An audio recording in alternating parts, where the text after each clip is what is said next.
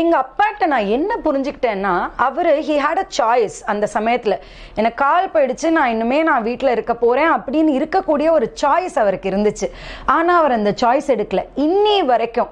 In fact இந்த recent அவருக்கு கால் இதாகி 10 வருஷம் ஆயிருக்கு.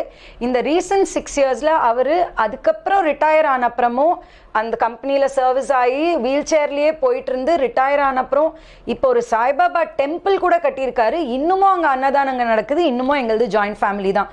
ஸோ என்னுடைய ஒரு முக்கியமான இன்ஸ்பிரேஷன் அவர். ஏன் அப்படின்னா, இவரால் செய்யும் பொழுது நம்மளால எப்படி செய்ய முடியாமல் இருக்கும். இந்த ஜெண்டர் மட்டும் ஒரு ரீசனாக இருந்துடக்கூடாது அப்படின்ற ஒரு கண்டிப்பான இன்ஸ்பிரேஷன் அவர்கிட்ட எடுத்தேன். அதாவது நாட் கிவிங் அப், அதாவது ஒரு சாய்ஸே கிடையாது. Giving up is never in is choice அந்த மாதிரி. ரெண்டாவது பார்த்தீங்கன்னா, எங்கள் வீட்டில் ஒரு மெய்டு இருந்தாங்க.